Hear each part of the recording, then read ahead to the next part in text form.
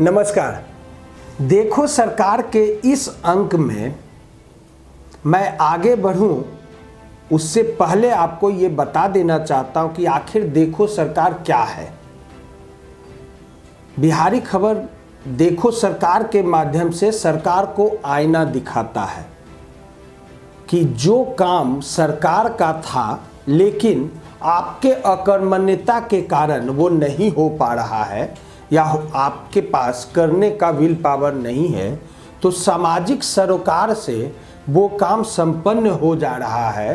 तो इस संपन्नता के बाद, इस सामाजिक सरोकार के बाद सरकार को हमने दिखाने का प्रयास करने का कोशिश किया है देखो सरकार के माध्यम से कि आप देखिए जो काम आपका था यानी सरकार का था लेकिन वो हम कर रहे हैं सामाजिक सौहार्द से, फिर भी आपको शर्म नहीं है।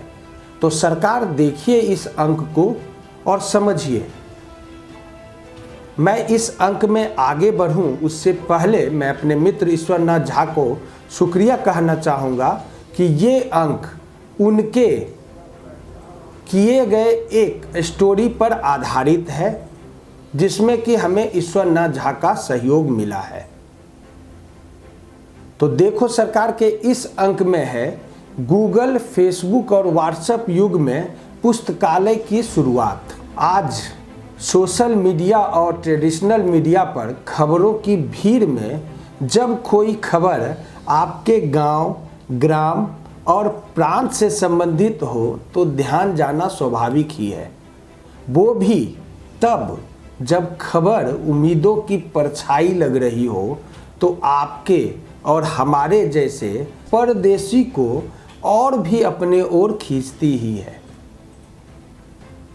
बीते दिनों एक न्यूज़ थी लाइब्रेरी के जीर्णोद्धार से संबंधित। गांव के कुछ लोगों ने कई सालों से बंद पड़ी पुस्तकालय को फिर से जीवित करने का बीड़ा उठाया है और सफलतापूर्वक उस काम को पूरा किया है ना आश्चर्य करने वाली खबर। वो भी तब जब गूगल, फेसबुक और व्हाट्सएप का ज्ञान लोगों को ज़्यादा ज्ञानी बना रहा है, वो भी अल्पकालीन ज्ञानी और सत्य का शास्त्र धूमिल हो रहा है। तब गांव वालों ने व्हाट्सएप पर एक ग्रुप बनाया और सभी के सहयोग से पुस्तकालय का जीर्णोद्धार किया। इसमें पुस्तकालय के सचिव नवीन झा ने अग्रणी भूमिका निभाई है। पुस्तकालय बिहार के मधुबनी जिला अंतर्गत सरिसब पाही गांव में डॉक्टर सर गंगानाथ झा के नाम पर है। डॉक्टर सर गंगानाथ झा भारत के शैक्षिक इतिहास में अमर हैं।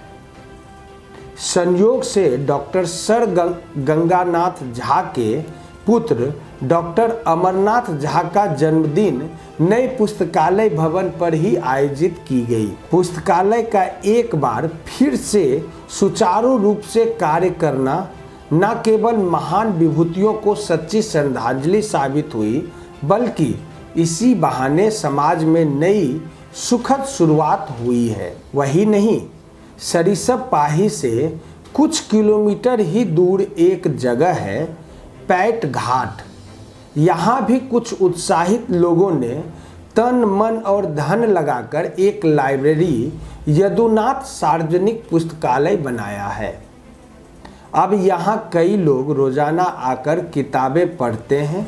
क्या आपके जैसे, हमारे जैसे लोगों के लिए एक सुखद अनुभव या आश्चर्य से कम नहीं है क्या?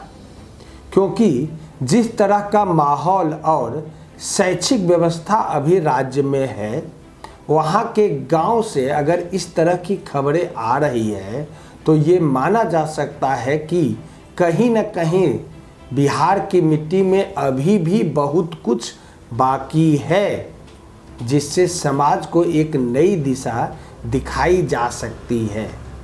हम जिस समाज में रह रहे हैं, हमारा एक दायित्व तो हो जाता है कि उसके लिए कुछ करें। दुर्भाग्य से बदलते समय और सामाजिक परिवेश हमें ऐसी भावनाओं से दूर लेकर चला गया है।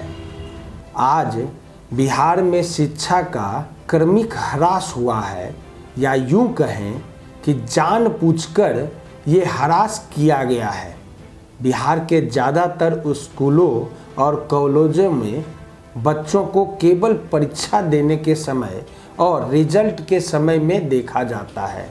जिसके पास कोई उपाय नहीं है वह इन स्कूल कॉलेजों में सिर्फ डिग्री पाने के लिए पढ़ते हैं, और जिसके पास उपाय है वह बिहार से बाहर अपनी पढ़ाई पूरी करते हैं। जब शहरों की स्कूलों की हालत खराब है तो गांव में कौन ध्यान देता है। लेकिन सरिसब पाही और पैटघाट गांव के जैसे अगर सभी गांव के लोग जागरूक हो जाएं और अपने अपने गांव में पढ़ाई लिखाई की व्यवस्था करने की कोशिश करने लगे तो वह दिन दूर नहीं जब बिहार में अलग तरह की जागरूकता नजर आएगी। एक ऐसी जागरूकता जो अपनी शैक्षिक और सांस्कृतिक विरासत के लिए ही होगी।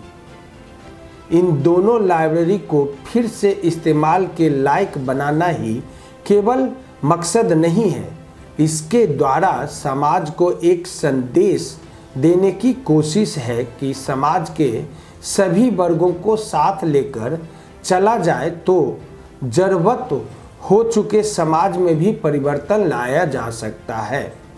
दरअसल कुछ लोगों के द्वारा केवल लाइब्रेरी को ही जीवित नहीं किया गया है, गांव की सूख चुकी सामाजिकता की जड़ में पानी सींचा गया है, जिस पर आने वाले समय में बिहार की संस्कृति का पुष्प और फल लगेंगे। इस बार मिथिला के सरिसब पाही और पैटघाट गांव ने हमें सामाजिकता का पाठ सीखने को मिल रहा है। क्या पता आने वाले दिनों में और दूसरे गांवों से हमें कुछ और सीखने को मिले, जिसका प्रभाव समाज पर दूरगामी हो। गांव ने हमेशा शहरों को कुछ न कुछ सीख दिया है। महात्मा गांधी ने भी भितिहरवा गांव को ही चुना था। शायद इन दो गांवों में भी कुछ ऐसा छुपा हो जिसे हम अभी नहीं देख पा रहे हो। जिन्होंने इसकी शुरुआत की है उन्हें भी इसका आभास नहीं है कि जाने अनजाने में उन्होंने एक ऐसी विरासत की नींव रख दी है जिसे आने वाली पीढ़ियां सहेज कर रखना चाहेगी। इसमें कहीं दो मत नहीं कि इससे हमारे समाज की शैक्षणिक व्यवस्था कहीं ना कहीं सुधार होगा। वही नहीं, जहां हम समाज के साथ उठना बैठना बंद कर चुके होते हैं, या आज हम उठना बैठना बंद कर दिए हैं, हम सामाजिकता से एक छोटे परिवार में आकर सिमट गए हैं, वहीं कहीं ना कहीं ये लाइब्रेरी लैंडमार्क बनेगा। हालांकि ये सारा काम चुने हुए सरकार का होना चाहिए, पर सरकार तो सरकार है।